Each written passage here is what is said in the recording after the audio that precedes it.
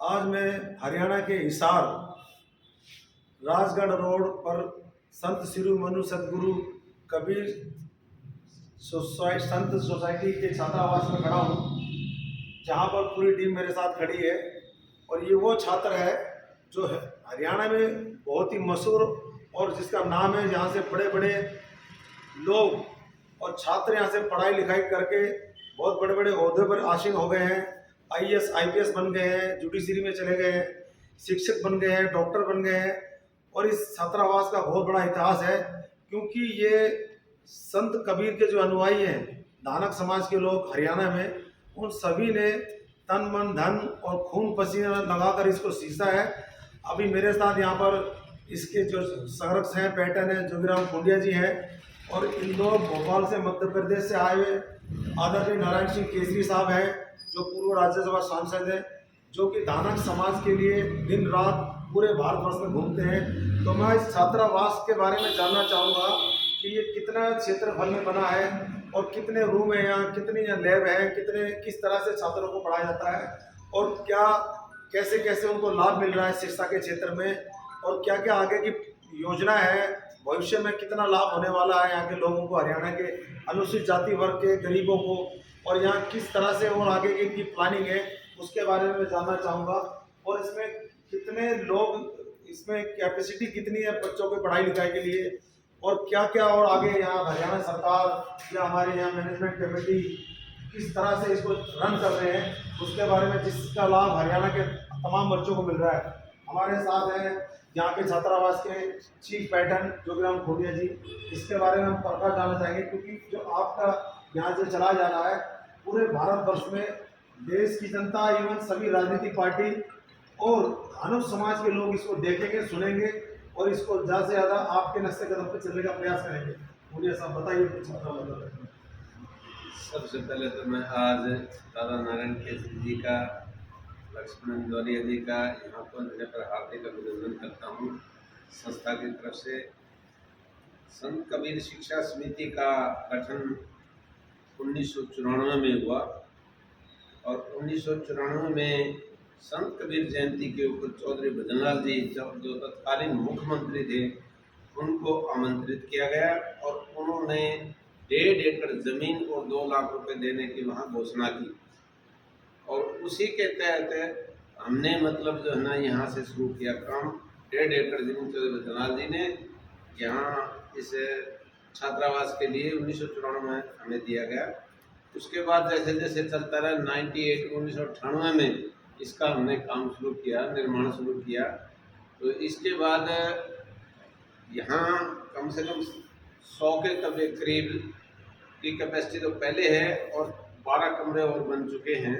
112 कमरे हो गए। 112 नहीं, बच्चों कम से कम 125 बच्चों के रहने की व्यवस्था हो चुकी है। और इसमें से काफ़ी बच्चे हमारे मतलब यहाँ पढ़ लिखे, जो बच्चे यहाँ ग्रेजुएशन के बाद या +2 के बाद HSSC, HPSC और जो है ना उनकी तैयारी के लिए यहाँ रहते हैं बच्चे, और वो भिन्न भिन्न कोचिंग सेंटरों में पढ़ करके यहाँ तैयारी करते हैं, रहते हैं यहाँ।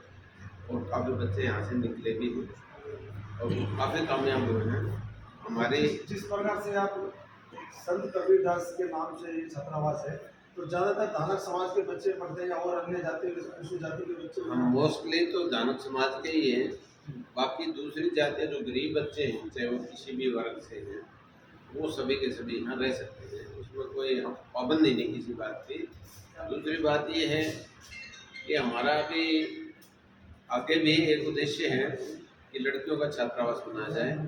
और आपको जैसे विदित है कि 14 जून का जो कार्यक्रम था संत कबीर जयंती का, उसमें 8 स्टेटों से हमारे समाज के जनप्रतिनिधि यहाँ आए हुए थे। दादा केसरी जी के नेतृत्व में यहाँ बहुत बड़ा कार्यक्रम हुआ, और उसमें हमने 2 एकड़ जमीन लड़कियों के छात्रावास के लिए भी हमने सरकार से डिमांड की है, और वो भी अंडर प्रोसेस है।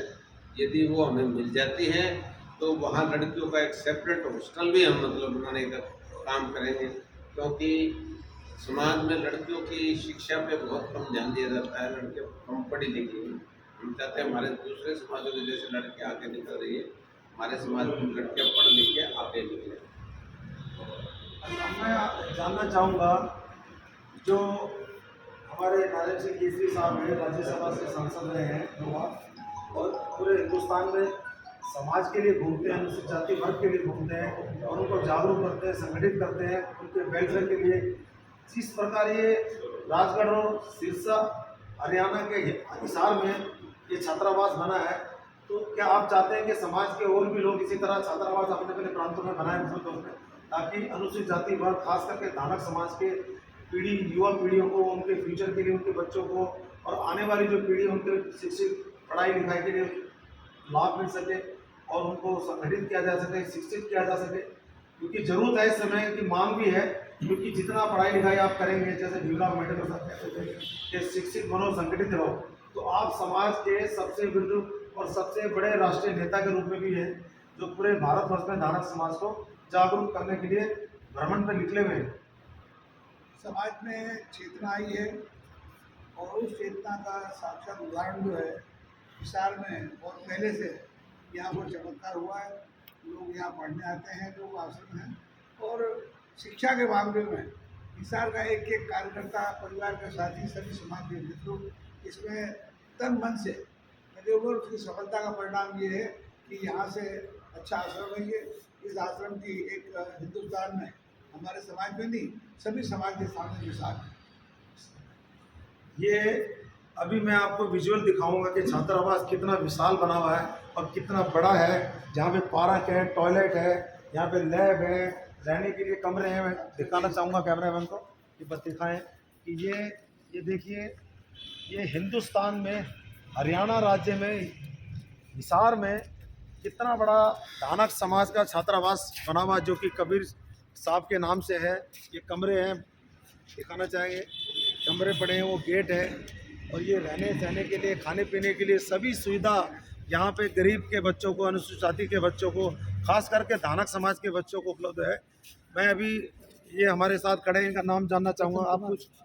मेरा नाम रतन कुमार बड़गुजर है। रतन कुमार बड़गुजर, आप इसके बारे में थोड़ा और प्रकाश से हमें बताएं, प्रकाश डालें कि ये इसके बारे में और क्या क्या होना चाहिए और देश में और भी आपके समाज के लोगों को इस तरह का छात्रावास बनाना चाहिए। ऐसा है योरा जी, 47 से पहले बाबा साहब भीमराव अम्बेडकर जी ने भी इस बात का समाज को आह्वान किया था कि देश में, पूरे देश में शिक्षा का प्रचार प्रसार के लिए छात्रावास बनाए जाए। और उन्हीं की सोच के तहत हमने 1994 में सभी समाज के बहुत ही अच्छी समझ रखने वाले बाबा साहब के अनुयायी लोग, कबीर साहब के अनुयायी लोगों ने छात्रावास के लिए एक संस्था बना के मतलब ये शुरू किया। और हमने 98 में मतलब ये छात्रावास का निर्माण किया।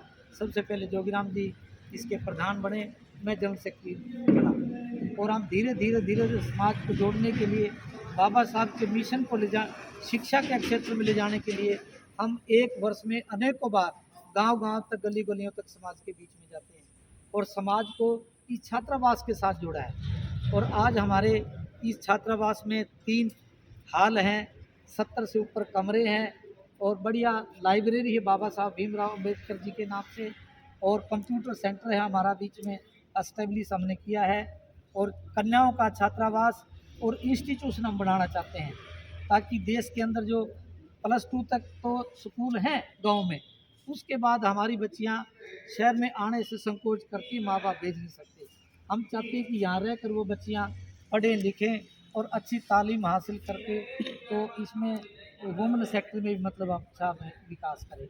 और हमारा ये ध्येय है आगे के लिए कि हम यहाँ एक बहुत बड़ा कोचिंग सेंटर का एस्टेब्लिश करना चाहते हैं, ताकि हमारे समाज के बच्चे, डाउन ट्रोडन जो हमारी क्लासेस हैं सभी एससीज की, उनके बच्चे यहाँ पढ़ के देश में अपना बड़े बड़े ओहदे पर विराजमान हो और अपने समाज को एक जो अधिकार हैं, समाज की जो मिशन है उसको मतलब आगे ले जा सके। ये हमारी अपेक्षा है।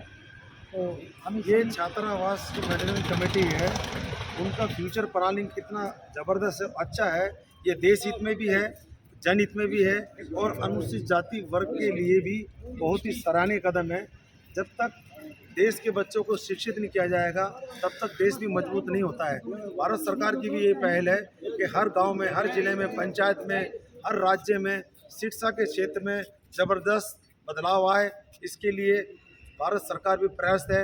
मैं Lakshman Kumar Indoria IPPCI.org media working journalist of India Haryana के हिसार से।